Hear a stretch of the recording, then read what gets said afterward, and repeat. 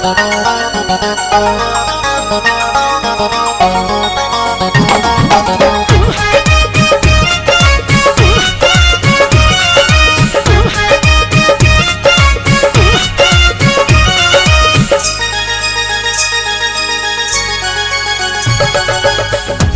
छो खामोश नैना करो इंतजार गे, भेलिए धनबान हम पाके तोहर प्यार गे।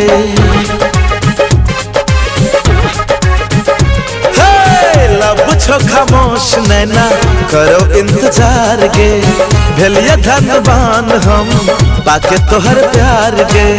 लागे जग प्यारा जब तू संग छह गे, लागे जग प्यारा जब तू संग छह गे। हम नहीं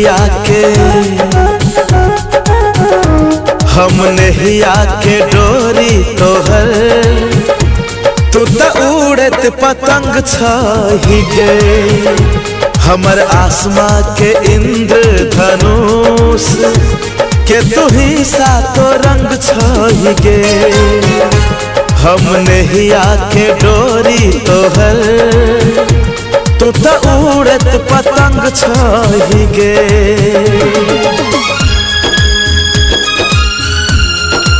मिक्स बाय अभिषेक अनुराग।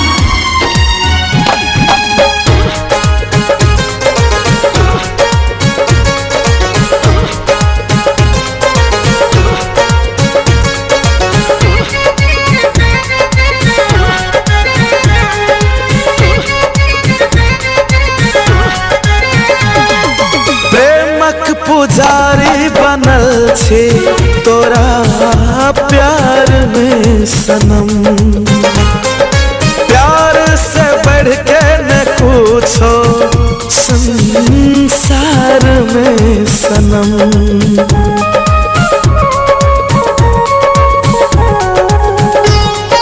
प्राण छी तू अरमान छी तू, मन मंदिर के भगवान छी तू। प्राण छी तू अरमान छी तू, मन मंदिर के भगवान छी तू।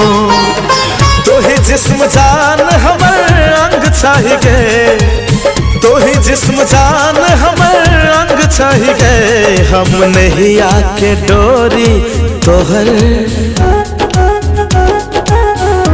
हम नहीं आके डोरी तोहर, तू तो उड़त पतंग छह गे। हमर आसमां के इंद्रधनुष के तू ही सातो रंग छह गे।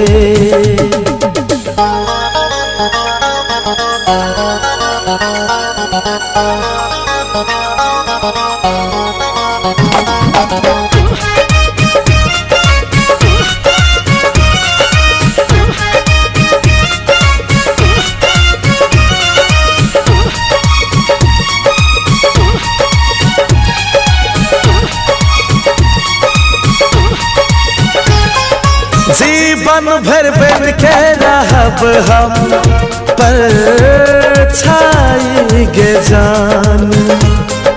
बोली मधुर लगे छो सहनाई गे जान।